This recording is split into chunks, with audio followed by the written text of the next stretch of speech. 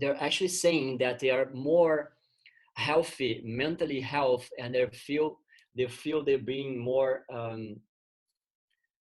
they're being allowed to pass this because they have this group with them at the house, because they have this collective isolation happening, despite being by themselves in one apartment, by them alone. And they actually are trying, they're cooking for one person cooks for everyone, and they have like cleaning schedules, and they have game nights. Because if you're going to stay like 24 hours in a home and you have 10 people, 20 people, 5, it becomes a different experience now, even for us, that we already had this kind of engagement. So now it's more intense. And with what we have seen is that a lot of members are saying, thank God I'm in a co-living with more people to actually talk about bad perspectives about the future, but also to be comforted and have a bit of fun, try to have a bit of fun and calm in this crazy moment that we have seen. Hello, everybody, and welcome to another episode of the Co-Living Code. I'm your host, Christine McDaniel, also the founder of Kndrd, which is software for the co-living industry. And a quick note, we actually are taking sponsors now for the Co-Living Code show, so definitely reach out to our team and we can give you more information. Separately, I am hosting a weekly forum every single Wednesday so we could talk about COVID, we could talk about how operators are handling these interesting times. And lastly, we do have some spots coming up soon for some more interviews with the Co-Living Code show. So if you're interested, please reach out to us and we'll see if we could get you on. And let's go on to the show. We have Ricardo Neves. He actually came on the show back in August of 2018. He is deeply passionate about innovation and real estate. Ricardo is the founder of one of the few co-living startups in Brazil. The company delivers a more holistic housing experience in the cities, making real estate become more human, creative, and flexible. Ricardo is also the Brazilian ambassador of Co-Liv, a global nonprofit organization, ecosystem, and do tank, whose mission is to empower the co-living phenomenon. So enjoy this week's episode with Ricardo with Oka Co-Living. Hello, everybody. Today we have Ricardo on with Oka Co-Living. He's in Brazil. And first, for those watching on YouTube and not listening on the podcast, I have my fancy background on Zoom. It's really cool. Now you can upload different backgrounds. So I am recording from home, obviously, in California. It's definitely, we're going to talk about on the interview, COVID-19, because that's kind of everybody's talking about it. Everybody's curious about what's happening with that and co-living because everybody's in such tight quarters. So we'll address that a little bit today. Ricardo came on the show back in August of 2018, the first time. So we are going to put that link. If you guys want to watch that one. Ricardo, I know you've grown tremendously on the location since we talked a year and a half ago. So let's start there. What's been the coolest thing? How many units do you have now? And tell us some exciting news. Hi, everybody. Hi, world. Hi, Christine. Thank you so much for making this relationship so positive and lasting. We made so much in in this time. Yeah. For us at Oka, things have been crazy, fun and busy. We actually we doubled size. We got another building. That's the first building I have.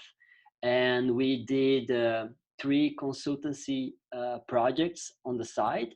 So we helped more than 250 new rooms to be developed and independently. So yeah, and our community is getting stronger and more connected every day, and we have so many new ideas to implement that this is just a privilege to be living this life and seeing this our community growing and being mature and being engaged in new ideas that I will talk about a lot. in the next minutes. Yeah. Yeah, so we got it next. We doubled the sites. So actually, we doubled our inventory. So we have now 50 rooms. Back then, I think we had only maybe 15, maybe 16. Um, so yeah, we have a four team person now in the team, and we are actually seeing now our community of members of our residents. We are actually starting to see them as our company team, because we have designers, we have um, developers, like devs, like coders, and we have so many talented skills at our community that we are trying to get them to work with us in projects for us and for the companies. And we can talk about that in a couple of minutes. But yeah, that's what we have done in the last 2 years, pretty much. Nice. No, that's a huge, that's awesome. The growth you guys have had. And then, so let me see what, what was like the biggest highlight and win since we've talked? Since we talk, I have to say a few. Um, first of all, we opened a whole building of 21 rooms, um, with one shared kitchen, one living room. So the true co-living Yeah. experience. No one has a kitchen in the room. No one has a private toilet. You have to share everything. So we have 21 rooms in that building only for us, and we had to do that. Was like one of the main challenges for us to manage the construction, not the construction, but the the adaptations that we had to do, and financially also. Beautiful to see that we managed to make a building, this tangible building of 21 rooms, became a community of 21 people of the are loving, experiencing, and actually they are saying that it's their new family. And it's 21 people sharing one kitchen. We have a kitchen with 6 fridges. We have it's madness, but it has 9 toilets. Has We actually thought a lot about the space, and the living room, and a Wi-Fi connection, like really strong Wi-Fi connection. And we really thought well about um, engaging the community since the start. So we did like monthly meetups for the house. We took care about the start of that huge community, and for me, I think it's one of the biggest communities in Brazil as a co-living, as a true co-living concept, and it's working. It's working so well. Um, some other highlights we have. I made it to go to Europe this last February. So I made it to. I had a chance to meet Zoku, and I went to the co-living meetup in Amsterdam. So I met so many great guys that I didn't know before. I went to the collective in London. I went to some other co-livings in Italy, and for me, that's one of the main highlights also, because I was able to represent Oka as a huge company, actually with a huge purpose. Yeah, uh, even being so small here in Brazil, and for me, it was so amazing to see that we are pretty much in the same level that everyone in the world, and that's good because everyone is learning as Yeah. it goes, because there's so many variables to do what we are doing. You have the finance dynamics, you have the landlord dynamics, and you have the community and the people dynamics, and now we have the COVID dynamics, which is turning upside down companies and business models. Um, and also like a nice highlight, we made it to two nice reports, global. One of the Co-Living sites. We are the only Brazilian company in the report, and the House Monk report that I think you helped a bit, yeah, with We were in it. AJ. Yeah, we were mentioned. We were mentioned in it. And yeah, I've seen the report. It's great. Yeah, and it's just nice to be to be noticed, and to just continue to make the co-living community globally, uh, to help and contribute to the community of co-living operators in the world, since we don't have a community yet here in Brazil as strong as it could be. But last night we just did our first Brazilian co-living meetup, and what was really nice was a great success. It took 2 hours. Was huge, was a huge amount of stuff to talk, and yeah, I think it's getting.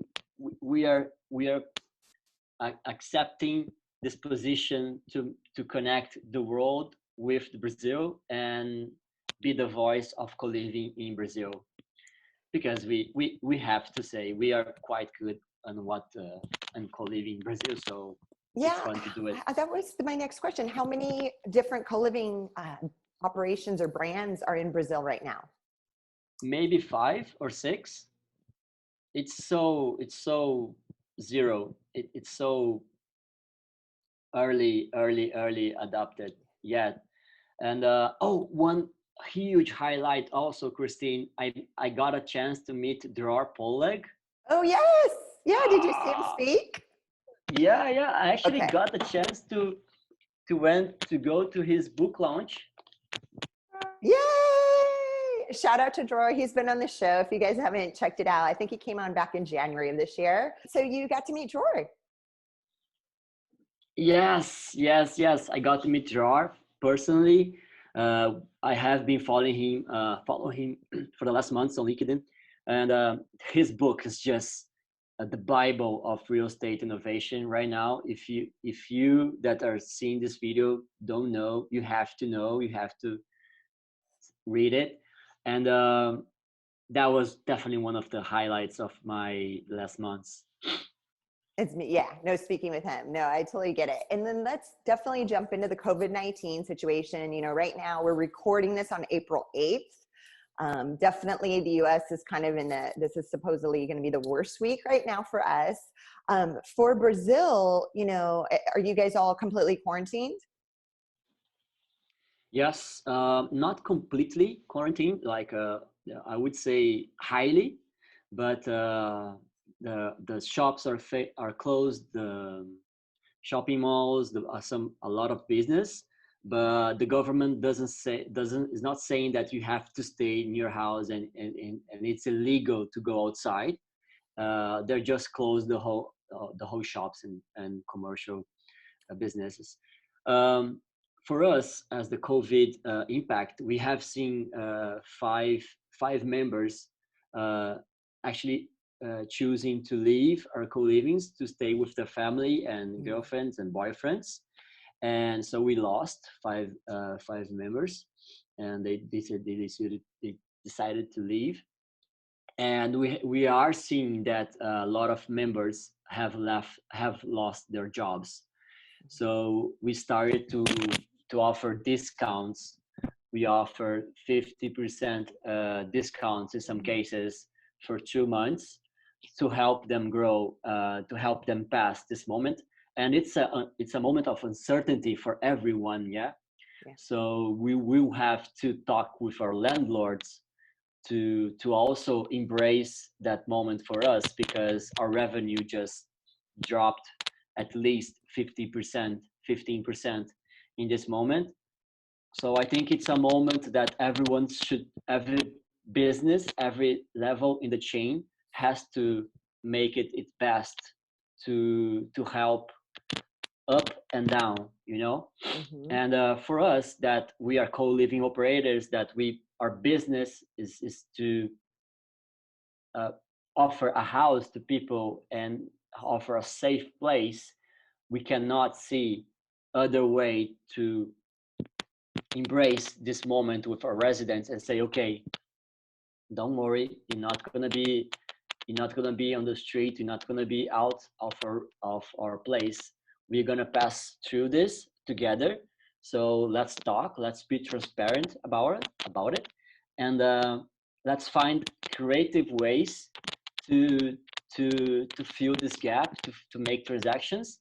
And that's something that actually I'm quite happy that COVID is bringing to us as global. Actually, like the way we have to see transactions now in a different way, because everyone lost financial liquidity. Yeah, and So we are then, talking. yeah, I'm guessing the community aspect, like, I mean, that's probably strengthened the bonds, this whole, Oh situation. yes, yes. It's we are actually trying to make a like a impact report about COVID, because we are seeing our community being so much united now, because they are not supposed to leave their homes.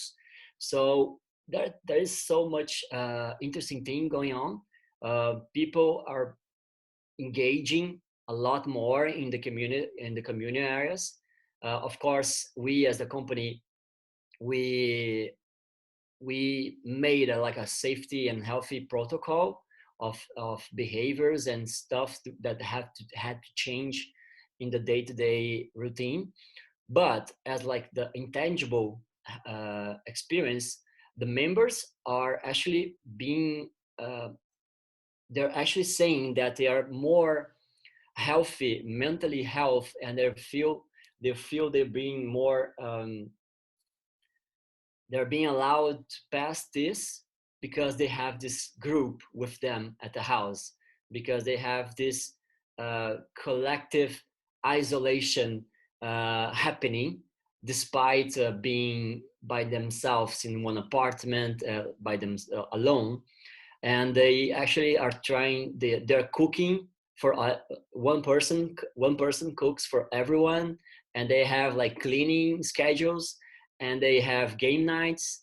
Because if you're going to stay like 24 hours in a home and you have 10 people, 20 people, 5, it becomes a different experience now, even for us, that we already had this kind of engagement. So now it's more intense.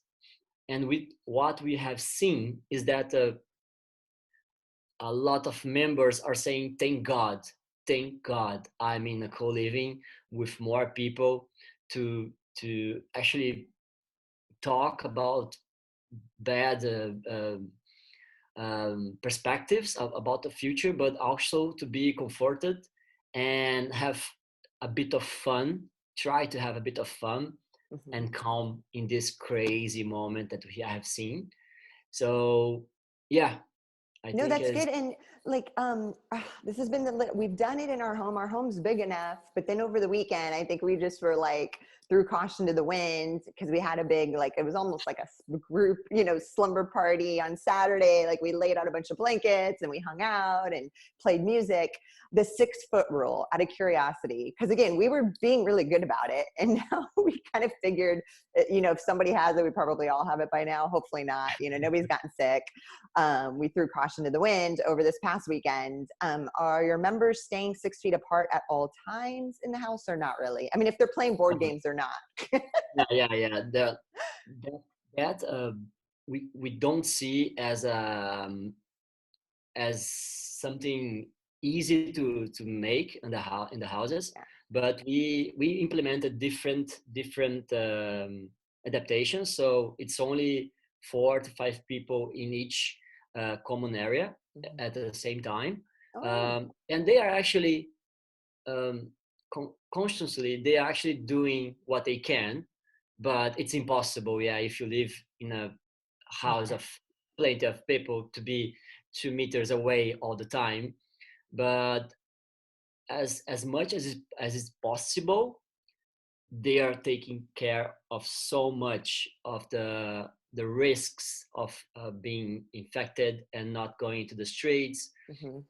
and washing their hands, washing their clothes, and washing properly all the dishes before used, after the use. So yeah, um, it's impossible. We have seen that it's impossible to sustain the 2 meter. Uh, but the house seems to be like a safe spot right now, you know? Yeah, yeah, because if you're not having, the theory is, you're not having other outside guests in at all, and then your core group, the group is not leaving to go anywhere to interact with different people. So again, if you just stay in your core group, your tribe, then that's it. You're not spreading it, and you're not getting, it's very contagious, obviously. So just staying in that core group for sure, which Yeah. is helpful, which I love hearing that. Well, Ricardo, I wanted to ask you, do you rent all of the buildings? Are you doing a master lease, profit sharing? Like, what kind of revenue model do you have set up for leasing? Okay.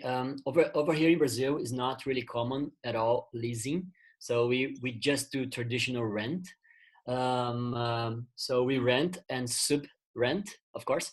But we have seen that maybe the moment right now is just trying to get the landlords as partners in the business, because as dynamics of COVID happens, and the economy being more unstable for the next 3 6 months, 9 months, or 1 year, uh, we will try to make this part of the business more open, because we cannot continue to aggregate so many risks, and I think that will maybe be a way to develop more spaces if everyone wins, if the business goes well, yeah. But that's our business model right now.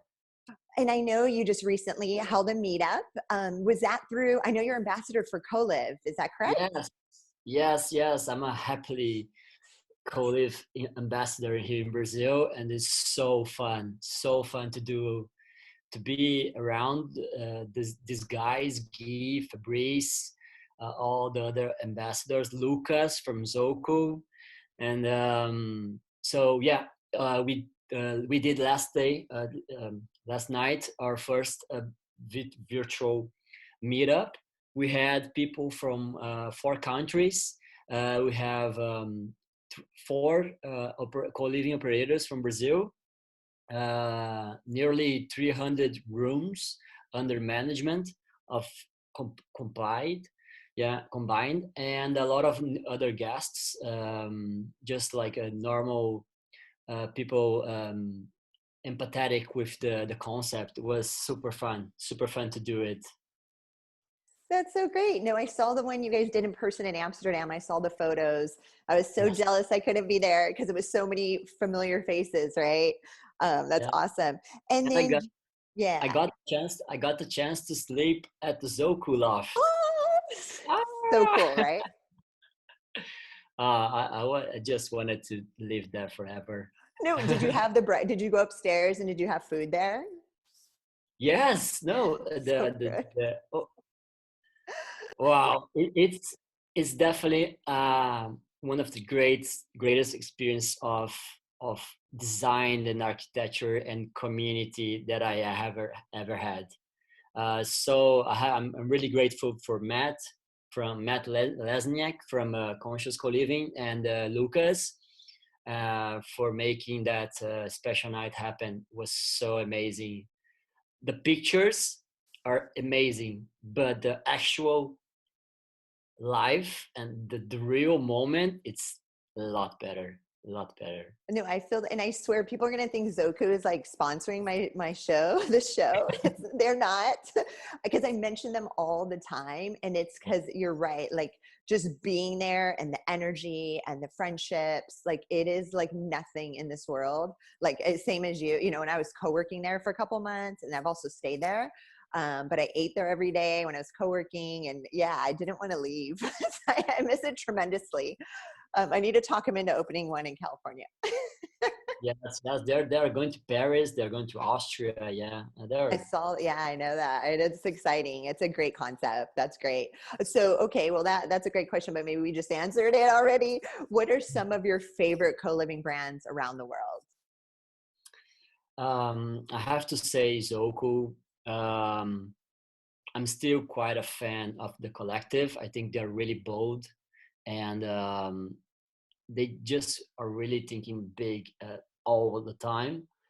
Um, yeah, that's the one of my favorite right now. I was like the ones I keep following, and there's some smaller ones that I see that is different, but I keep aiming in the most bold ones that I can find, you know. Definitely. And then what are your thoughts? I wanted to ask you this too. What are your thoughts on fractional ownership? Do you see that as a future, option for co-living?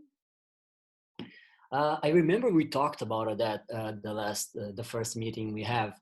Um, I guess one day the real estate market will have to evolve and will have to deliver this kind of system and this kind of experience to make real estate more accessible, maybe by crowdfunding uh, properties and businesses involved with real estate. um, I don't see a lot of innovation coming from that sector. Maybe because they're not adding the like the human touch. You know, like why are you gonna do fractional ownership? Like what's behind of that? Is just only a financial aspect to it, and it could be, but what is behind of what is the cause behind this transaction, this change on transactions on real estate? And something that I keep asking, something that takes my sleep away, and I'm really excited to be one of the people that actually try to do this, is I think real estate has to bring more complete innovation to the system, because right now we are still basing real estate transactions in money, yeah, in a financial amount. You work and then you get paid for that, and then you spend in your housing. So what if we take the money out of that equation? Like, because drawer talks about transactions and how they're about triangulation, transfer, and trust. So we can build that in a I want actually uh, to build a transaction that is taking away mostly of the part of the money. Because for me, as we are seeing with COVID, we're gonna have a lot of real estate empty and amazing in amazing places, like they're just waiting for to be explored.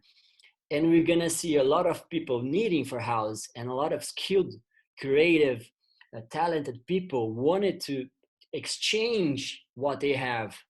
So in the moment that we're gonna have a financial economic crisis and jobs will be lost, why can we create a different way to transact real estate to the people?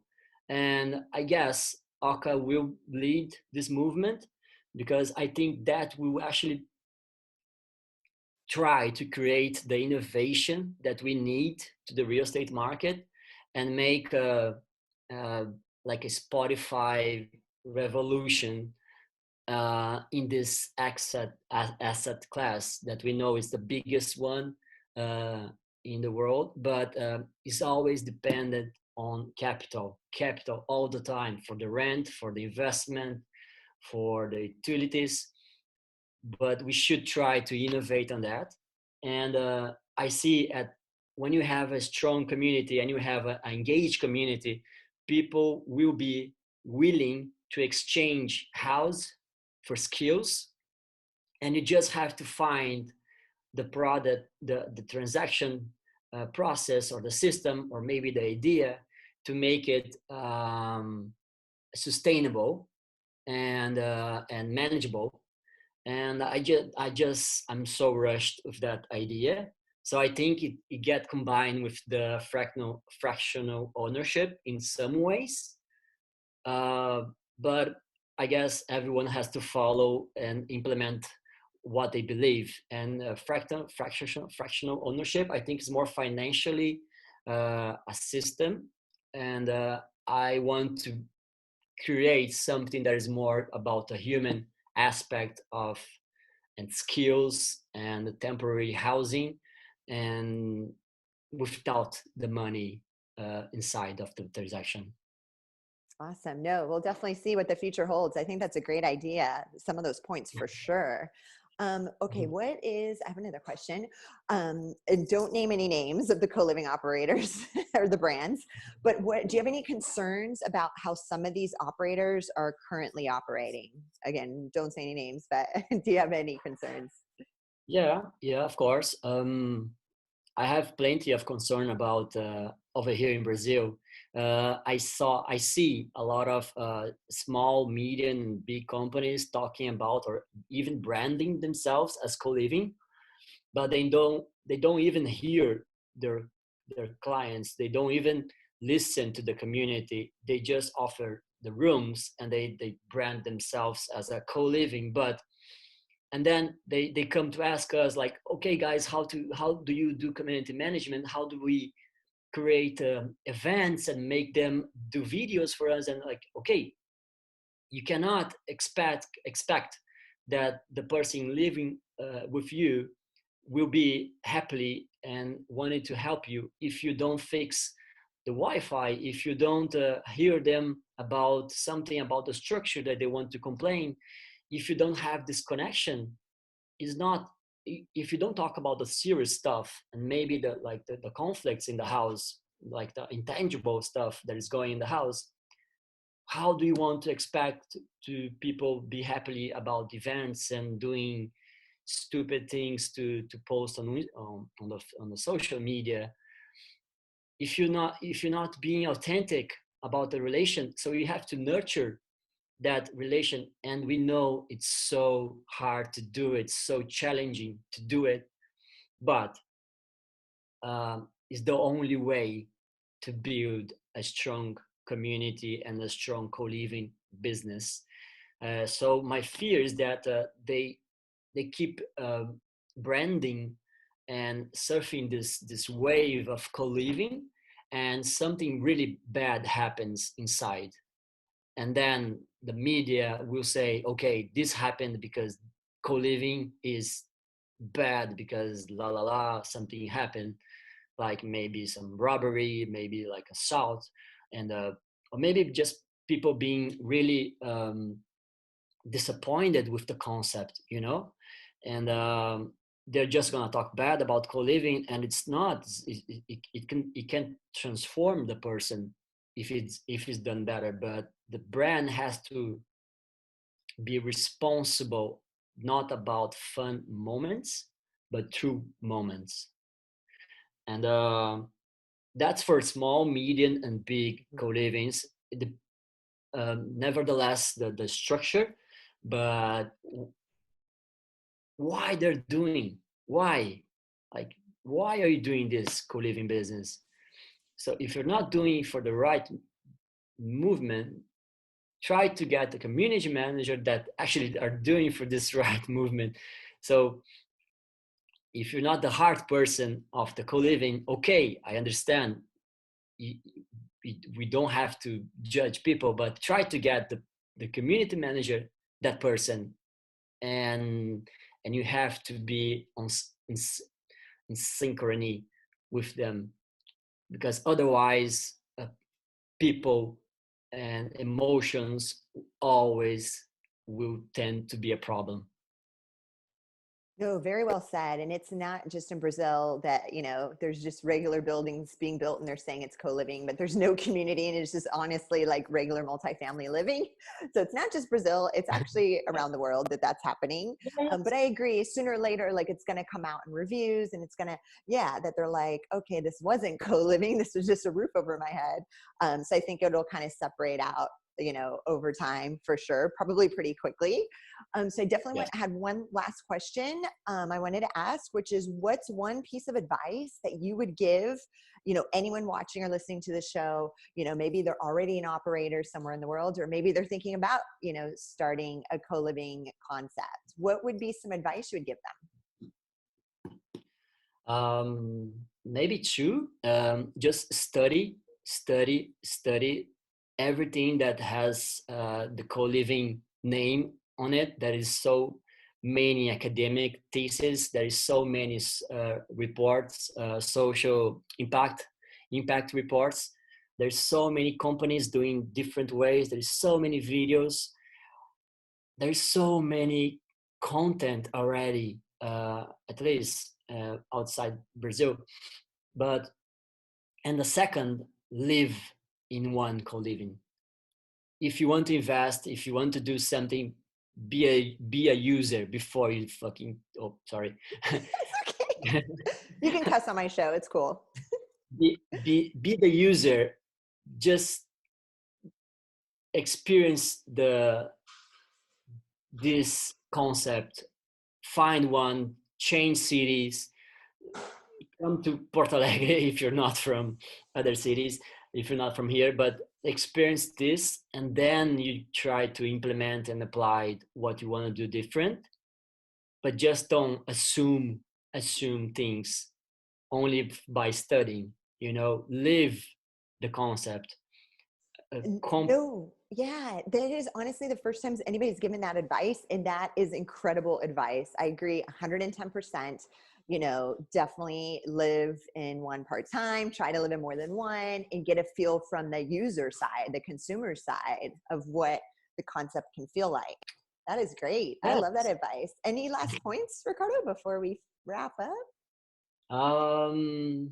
No, I'm just really hyped about the idea of actually creating a different way to transact the real estate.